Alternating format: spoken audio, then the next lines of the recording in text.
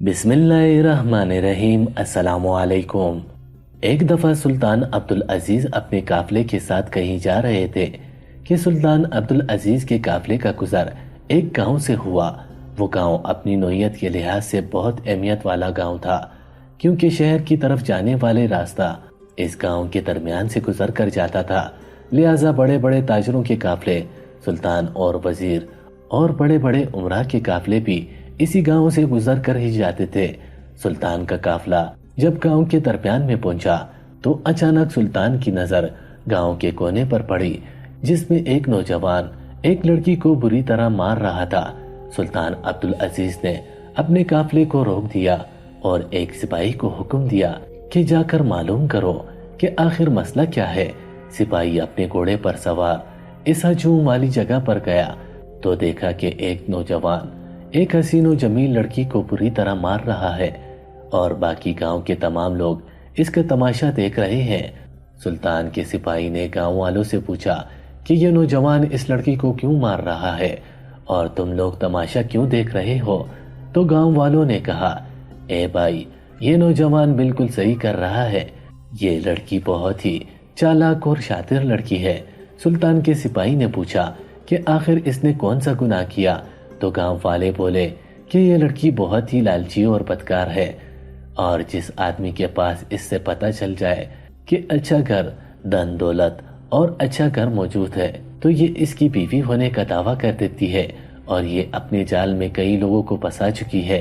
लेकिन जब इसने इस नौजवान ताजिर पर इस दावे का इजहार किया तो इसने इसको अपनी बीवी मानने से इनकार कर दिया और इसीलिए इसको बुरी तरह से पीट रहा है। ये खुद को इस ताजिर की बीवी कह रही है, लेकिन हम भी जानते हैं कि ये इसकी बीवी नहीं है। सुल्तान का सिपाही सुल्तान के पास आया और सुल्तान अब्दुल अजीज को सारी सूरत-ए-हाल के बारे में आगाह किया। जब सुल्तान अब्दुल अजीज ने सुना कि एक लड़की एक नामहरम मर्द को बगैर निकाह के अपना शौहर कैसे कह सकती है, सुल्तान अब्दुल अजीज गुस्से की हालत में इस जगह पर गया जहां लोगों का हजूम लगा हुआ था। जब लोगों ने सुल्तान अब्दुल अजीज को देखा तो लोगों के पैरों तले जमीन निकल गई। लोग खौफ से सुल्तान को देख रहे थे कि अब गांव वाले सुल्तान के हाथ से नहीं बच सकते। सुल्तान अब्दुल अजीज अपने घोड़े से उतरा तो इतने में सुल्तान के सिपाही ने आपके घोड़े की रस्सी पकड़ी। सुल्तान इस लड़की के करीब गया और पूछा, ए नौजवान, तुम इस लड़की को क्यों मार रहे हो। तो इसने फिर से सुल्तान को वही दास्तान सुनाई जो पहले गांव वाले ने सुल्तान अब्दुल अजीज के सिपाही को सुना चुके थे। सुल्तान अब्दुल अजीज ने इसी वक्त हुक्म दिया कि गांव के सरपंच को बुला कर लाया जाए। जब गांव के सरपंच को बुलाया गया तो सुल्तान अब्दुल अजीज ने गांव के सरपंच के सामने इस लड़की से पूछा कि क्या ये मर्द तुम्हारा शौहर है। तो इस लड़की ने कहा, जी हाँ सुल्तान मुआज़म, ये मेरा शौहर है। जबकि इसके शौहर के बयानात इस लड़की के बयानात के बिल्कुल बरअक्स थे। सुल्तान अब्दुल अजीज ने जब गांव के सरपंच से पूछा तो इसने भी इस नौजवान के मर्द के हक में गवाही दे दी जो इस लड़की को बुरी तरह मार रहा था। सुल्तान अब्दुल अजीज हैरानी के आलम में सोच रहा था कि आखिर इन दोनों में से कौन सच कह रहा है। और फिर सुल्तान अब्दुल अजीज ने गांव के सरपंच को कहा कि तुम अभी और इसी वक्त इस लड़की को लेकर अपने घर जाओ। ये लड़की आज की रात तुम्हारी मेहमान होगी। सुबह तुम इस लड़की को और इसके शौहर को, यानी कि जिसकी वो लड़की ये शौहर होने पर एतराफ कर रही है, इसको लेकर कल सुबह मेरी अदालत में हाजिर हो जाना। दरवाजे पर मौजूद संतरी को फिला निशानी बताना, वो तुम्हें मेरी अदालत में ले आएगा। सुल्तान अब्दुल अजीज अपने घोड़े पर सवार हुआ और अपनी मंजिल की तरफ रवाना हो गया। गांव का सरपंच इस लड़की को लेकर अपने घर में चला गया। तमाम लोग अपने अपने घरों को लौट गए। सुबह हुई, सुल्तान अब्दुल अजीज अदालत में तशरीफ ले आए तो चंद ही लम्हों में सिपाही ने आकर अंदर गांव के सरपंच को और इस लड़की और इसके शौहर के अंदर आने की इजाजत चाहिए। सुल्तान ने इजाजत दे दी। अदालत लग गई। तमाम लोग अदालत में जमा हो गए। इस सरपंच के साथ तमाम गांव के मर्द और खवातीन भी मौजूद थे। लिहाजा सुल्तान ने तमाम लोगों को अंदर आने की इजाजत दे दी, क्योंकि सुल्तान चाहता था कि इस मुकदमे का फैसला तमाम लोगों के सामने हो और जो भी इस मुकदमे का फैसला हो तमाम गांव वालों को पता चल जाए। अब सुल्तान अब्दुल अजीज अपनी नशिस्त पर बैठा हुआ था। سلطان عبدالعزیز کے حکم پر اس لڑکی کو اور اس نوجوان تاجر کو کٹہرے میں لایا گیا۔ اب سلطان عبدالعزیز نے اس تاجر سے پوچھا کہ بتاؤ کہ تم اس لڑکی کو کیوں مار رہے تھے؟ تو اس نے کہا، سلطان معظم، جو کہ میں پہلے بتا چکا ہوں کہ میں ایک بہت بڑا تاجر ہوں، میرا کاروبار بڑے بڑے بازاروں میں ہے، لہٰذا آج بازار میں مجھے تجارت کرتے ہوئے اس لڑکی نے دیکھ لیا تو اسے پتہ چل گیا کہ میں پیسے والا آدمی ہوں، لہٰذا یہ میرے پیچھا کرتے کرتے آ گئی، اور جب میں گاؤں میں پہنچا تو اس نے میرے گھر کے سامنے شور مچانا شروع کر دیا کہ تم میرے شوہر ہو اور مجھے اندر آنے کی اجازت دو۔ گاؤں والوں نے مجھ پر شک کرنا شروع کر دیا کہ ہو سکتا ہے کہ اس آدمی نے دولت ہونے کی وجہ سے کہیں نکاح کر رکھا ہوگا اور گاؤں والوں کو پتہ نہ ہو، لیکن پھر میں نے گاؤں والوں کو یقین دلایا کہ میری ابھی تک کوئی شادی نہیں ہوئی۔ اس نوجوان کی دلائل سننے کے بعد سلطان عبدالعزیز نے اس لڑکی سے پوچھا، بتاؤ اب تم اپنی صفائی میں کیا کہنا چاہتی ہو؟ وہ لڑکی روتے ہوئے کہنے لگی، سلطان معظم، میں ایک غریب کمہار کی بیٹی ہوں۔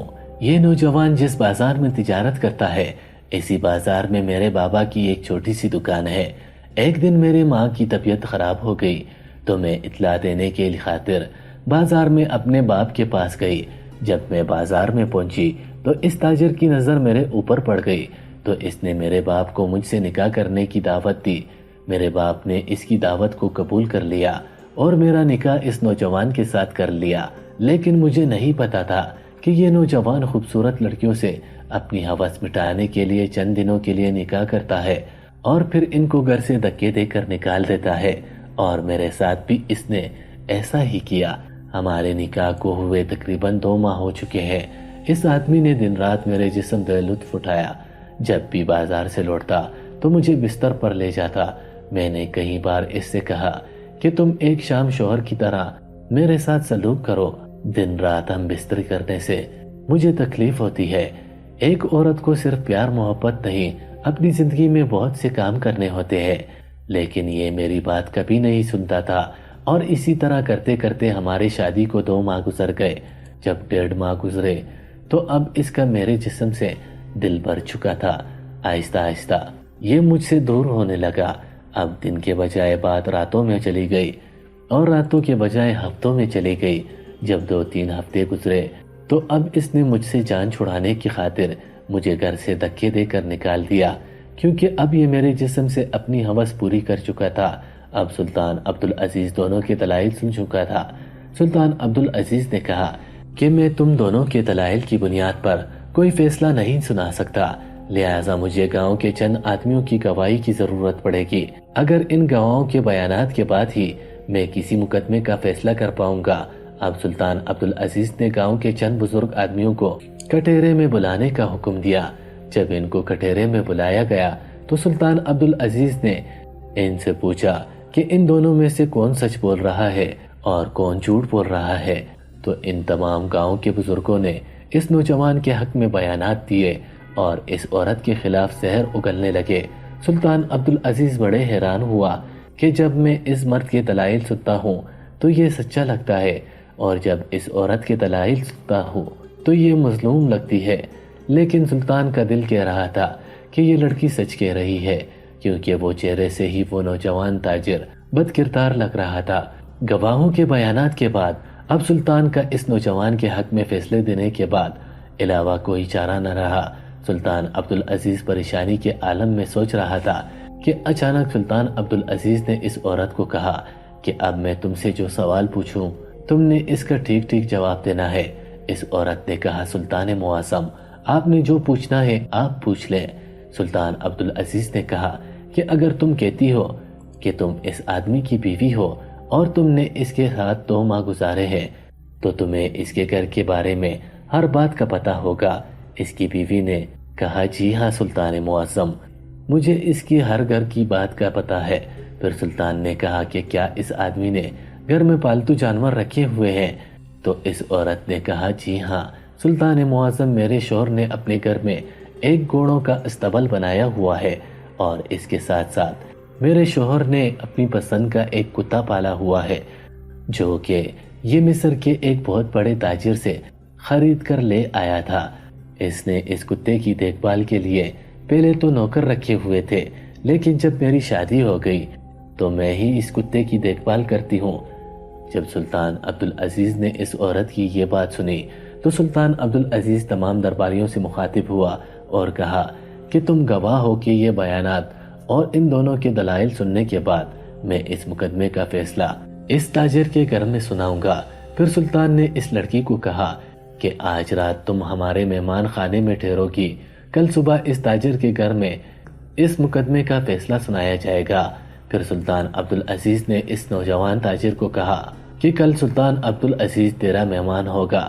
یہ بات سن کر تمام لوگ حیران و پریشان ہو گئے کہ سلطان عبدالعزیز نے مقدمے کا فیصلہ عدالت میں سنانے کے بجائے اس نوجوان تاجر کے گھر میں سنانے کا کیوں حکم دیا۔ تمام لوگ اپنے دلوں میں سوال لیے وہاں سے رخصت ہو گئے۔ سلطان عبدالعزیز جب اگلی صبح ہوئی تو اس لڑکی کو لیے اس گاؤں میں پہنچ گیا۔ سلطان عبدالعزیز کے استقبال کے لیے تمام گاؤں والے موجود تھے۔ اب سلطان عبدالعزیز کو اس نوجوان تاجر نے اپنے گھر میں قدم رکھنے کی دعوت دی تو سلطان عبدالعزیز نے قدم رکھتے ہوئے اپنا قدم پیچھے کر لیا اور اس لڑکی کو کہا کہ پہلے تم اس گھر میں اپنا قدم رکھو گے۔ تمام لوگ حیران ہو گئے کہ آخر سلطان کیا کرنے جا رہے ہیں۔ جیسے اس لڑکی نے اس گھر میں قدم رکھا تو اب سلطان نے اپنے ایک سپاہی کو حکم دیا کہ جا کر تاجر کے گھر میں موجود نوکر کو حکم دو کہ اس کتے کو آزاد کر دیا جائے۔ سلطان کا سپاہی گیا اور تاجر کے نوکر کو حکم دیا کہ سلطان کے حکم کے مطابق کتے کو آزاد کر دیا جائے۔ کتے کے ڈر سے سارے گاؤں والے پیچھے ہٹ گئے۔ جیسے ہی اس تاجر کے سپاہی نے کتے کو آزاد کیا تو کتا فوراً اس لڑکی جو کہ اس کی بیوی ہونے کا مطالبہ کر رہی تھی اس کے قدموں میں گر گیا اور اس کے پیروں کو چومنے لگا۔ اس لڑکی نے بھی اس کے سر پر ہاتھ پھیرا اور اب سلطان عبدالعزیز اس لڑکی کو لیے اس نوجوان تاجر کے گھر میں چلا گیا۔ اب سلطان عبدالعزیز نے اس نوجوان تاجر کو کہا کہ اس مقدمے کا فیصلہ ہو چکا ہے۔ تمام لوگ حیران ہو گئے کہ آخر سلطان اپنا کیا فیصلہ سنائے گا۔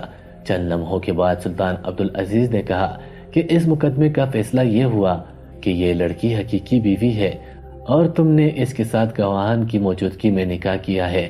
یہ سن کر وہ نوجوان تاجر کہنے لگا، سلطان معظم، جیسا کہ عدالت میں تمام گاؤں والوں نے اس بات کی گواہی دی ہے کہ میرا اس کے ساتھ کوئی نکاح نہیں ہوا اور نہ ہی اس لڑکی کے پاس نکاح کا کوئی گواہ موجود ہے اور نہ ہی وہ قاضی جس نے اس کا نکاح کرایا۔ تو سلطان عبدالعزیز نے کہا کہ دنیا کی ایک چیز ہے جس سے سب کچھ خریدا جا سکتا ہے، حتیٰ کہ ایمان بھی خریدا جا سکتا ہے، لیکن وفائی کبھی نہیں خریدی جا سکتی، جو کہ اس کتے نے دکھائی ہے۔ جب سلطان نے بات کہی تو سب لوگ حیرانی کے عالم میں سلطان کو دیکھنے لگے۔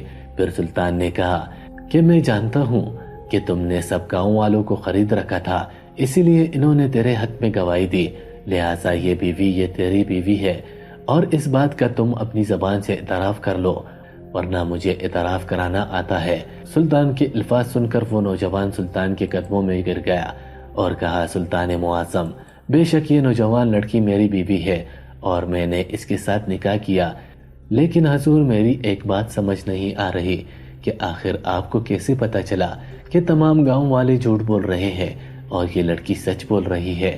تو سلطان عبدالعزیز نے کہا کہ جیسا کہ میں نے کہا کہ سب کچھ خریدا جا سکتا ہے لیکن وفا خریدی نہیں جا سکتی۔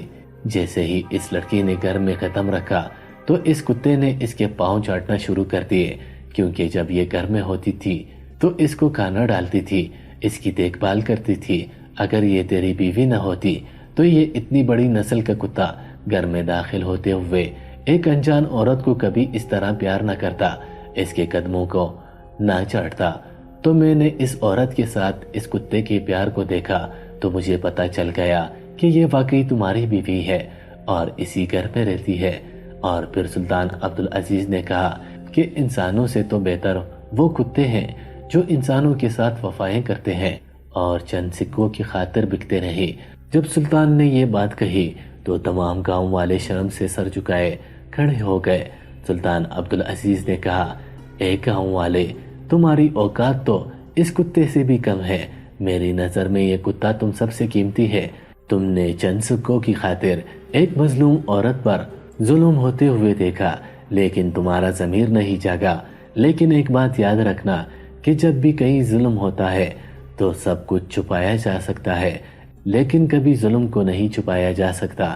اسی لیے اس نوجوان نے جو اس عورت پر ظلم کیا وہ اس سے چھپایا نہ گیا، اور اس کتے کی مدد سے مجھے پتا چل گیا کہ یہ عورت واقعی میں سچ بول رہی ہے اور یہ نوجوان جھوٹ بول رہا ہے۔ پھر سلطان عبدالعزیز نے اس نوجوان کو کہا کہ اے نوجوان، اب بتاؤ تجھے کیا سزا دینی چاہیے؟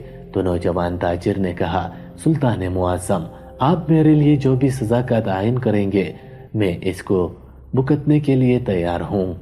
تو یہ سب صورتحال دیکھتے ہوئے وہ لڑکی رونے لگی اور کہا، سلطان معظم، میں آپ سے درخواست کرتی ہوں کہ آپ میرے شوہر کو کوئی سزا نہ دیں۔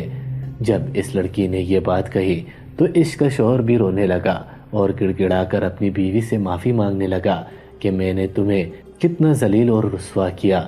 یہ سب صورتحال دیکھ کر سلطان عبدالعزیز نے تمام گاؤں والوں کو حکم دیا کہ کبھی بھی کسی مظلوم پر ظلم ہوتے ہوئے اگر تم آواز نہیں اٹھاؤ گے تو ہو سکتا ہے کل وہی ظلم چلتا چلتا تمہارے خود پر آ جائے۔ اور پھر سلطان عبدالعزیز نے اس نوجوان تاجر کو معاف کر دیا اور ان دونوں کو خوشی خوشی چھوڑ کر دوبارہ اپنے محل کی طرف لوٹ گیا۔ اور جاتے ہوئے سلطان عبدالعزیز نے کہا تھا کہ یہ بات تاریخ میں ضرور لکھی جائے گی، ایک عورت کا گھر کتے کی وفاداری کی وجہ سے بچ گیا۔ مزید اچھی ویڈیوز کے لیے ہمارے چینل کو ضرور سبسکرائب کر کے بیل آئیکن پر کلک کر لیجئے گا۔ اللہ حافظ۔